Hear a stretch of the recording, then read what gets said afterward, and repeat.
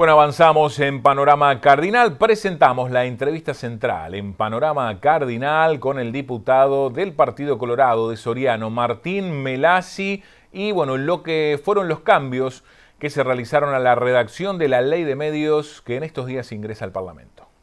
Yo creo que la intención siempre del Poder Ejecutivo, cuando remitió el año pasado, en abril del año pasado, a la Comisión de Industria, básicamente la idea principal era subsanar las inconstitucionalidades declaradas por la Suprema Corte de Justicia, ¿sí? Que básicamente las dos más importantes, por así decirlo, era lo que se llama el mass carry, donde los cables tenían la obligación de llevar los canales de aire, sobre todo en la zona metropolitana, pero no había una contraprestación por esas señales de aire que ponían en sus cables, ¿no? Eso claramente era inconstitucional. Los canales de aire obviamente hicieron las acciones y lo ganaron. Eso había que subsanarlo. Se hizo un artículo, pero nosotros siempre decíamos que en ese artículo la obligación estaba para un solo lado. ¿Esto qué quería decir? Que si los canales de aire no le querían brindar las señales a los cables del interior, aquellos que están más lejos de 80 kilómetros, hoy por hoy lo pueden hacer, y todos sabemos que era como una muerte anunciada para los cables del interior con la cantidad de fuentes de trabajo que eso genera.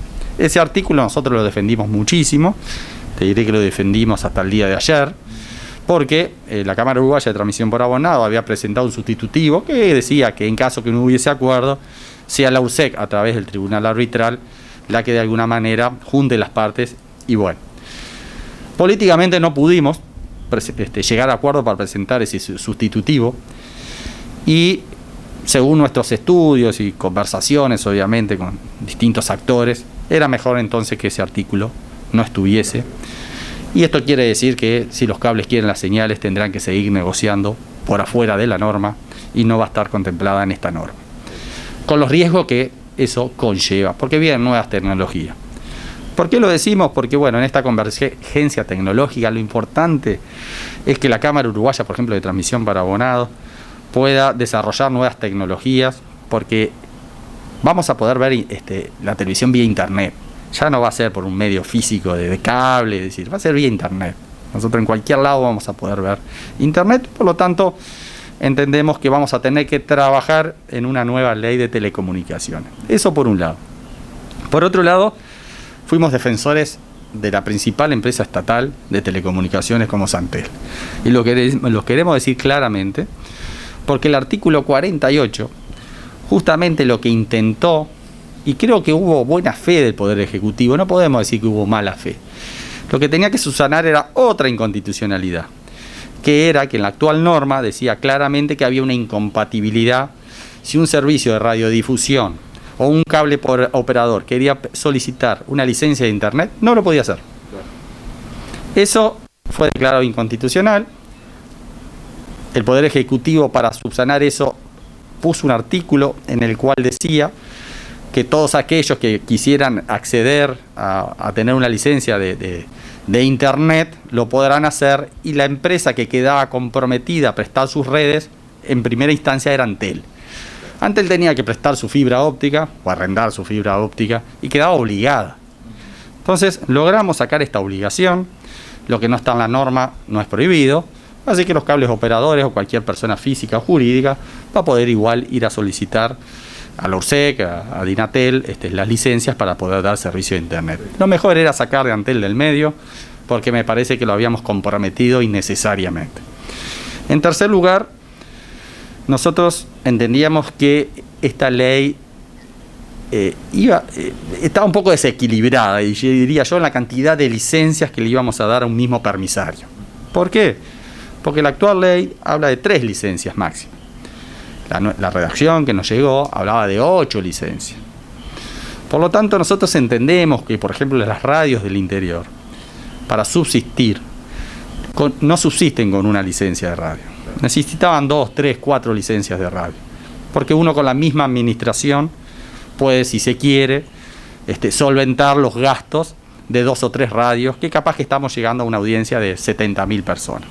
Pero teníamos que diferenciarlo con Montevideo, porque no es lo mismo el alcance que tenemos, que tienen 3 radios del interior con 3 radios de Montevideo, porque obviamente el alcance poblacional era mayor.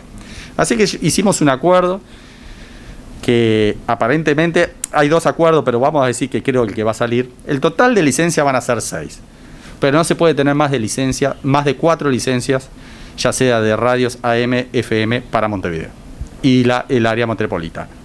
Es decir, puede haber una combinación, puede tener 4 de acá, 2 del interior, puede tener 5 en el interior y 1 en Montevideo. Creo que fue un consenso, entendiendo para aquel que le es difícil comprender lo que estoy diciendo, que se está emigrando ahora al Internet. Es decir, las radios van a estar por Internet. Es decir, estamos legislando algo que para mí va a ser obsoleto en 10 años. ¿Sí? No obsoleto con la palabra como suena, pero sí no estamos legislando una radio que mañana transmita por Internet. Es decir, el tiempo de publicidad, a quién está dirigida la publicidad, todas las prohibiciones existentes en esta norma por Internet no están controladas. Así que es un tema que tenemos que trabajar. Las micro y pequeñas empresas eran importantes, como recién lo dije, por eso nosotros estuvimos trabajando. También trabajamos y dijimos que había que incluir el artículo 42 de la actual ley, que es el que habla de la objeción de conciencia de los periodistas. Que los periodistas pudieran tener la posibilidad, en caso que se adultere lo que están diciendo, utilicen su imagen, de hacer la objeción de conciencia, como claramente dice el artículo. El ministro lo vio con buenos ojos, va a ser incluido. Esto es una noticia de último momento, en el cual los periodistas creo que deberían estar conformes, porque era un artículo que se había bajado. También fuimos partícipes de que no se bajara la publicidad que está dirigida a niños, niñas y adolescentes, porque está muy bien redactado. Hay que tener mucho cuidado en ese tipo de publicidades, que no sean engañosas, que no se esté engañando al niño. Por lo tanto, también fuimos partícipes de que no se baje ese artículo 38, que es el artículo 38 del actual. También fuimos partícipes del artículo que habla sobre la accesibilidad de las personas con discapacidad auditiva y visual. ¿Esto qué quiere decir? Que se mantenga el actual traductor de lenguas de señas, como vemos en los programas informativos, pero también en la programación nacional. Yo creo que también debería existir, ¿verdad?, un subtitulado también y un traductor de lengua de señas que va a quedar para la reglamentación. Yo creo que las personas tenemos derecho a todos los programas, ¿sí? Una persona sola no tiene por qué tener derecho solo de poder comprender el informativo. Me parece que si avanzamos hacia una sociedad más inclusiva, hay que trabajar y tener la sensibilidad como legislador. Hemos recibido muchísimos colectivos. La verdad que nos alegramos también que el Poder Ejecutivo haya enviado el actual artículo como está en la norma actual, que está muy bien, hay que decirlo que está muy bien. Así que también nos alegramos. Así que en líneas generales ha sido una discutida ley de medios, y me quedaba pendiente decir también que nosotros teníamos serias dudas de habilitar las transferencias de licencias de televisión para abonado a empresas extranjeras o capitales extranjeros. ¿Por qué? Y bueno, porque en definitiva nosotros siempre pregonamos por cuidar la soberanía de nuestras comunicaciones. Pero hay que reconocer que como ahora no está más el artículo en el cual uno podía solicitar por ley tener servicios de internet, bueno, entonces aceptamos ese artículo, pero con 2 condiciones. Primero, que el Poder Ejecutivo podrá o no autorizar, y en segundo lugar, para hacerlo bien transparente para la sociedad, que debe pasar por la Asamblea General. Se debe comunicar en la Asamblea General. Creo que en ese entendido vamos a tener una ley más flexible, pero lo que nosotros siempre hemos dicho, que queremos una ley que se controle. Yo le puedo asegurar que esta ley se controlaba poco y nada, y se tocaba con la vara de la bondad de alguno y con la vara de la maldad a otro, porque toda ley que tenga un exceso de contenido es muy difícil para aquel que viene acá a controlar, para decir que es contenido violento, por ejemplo, con cómo se define. El inspector, según quien sea, entonces te toca con una vara, te toca con otra, te castiga con una, ya pasó. No nos olvidemos lo que pasó con el presidente de la URSEC, que estuvo involucrado en algunos problemas.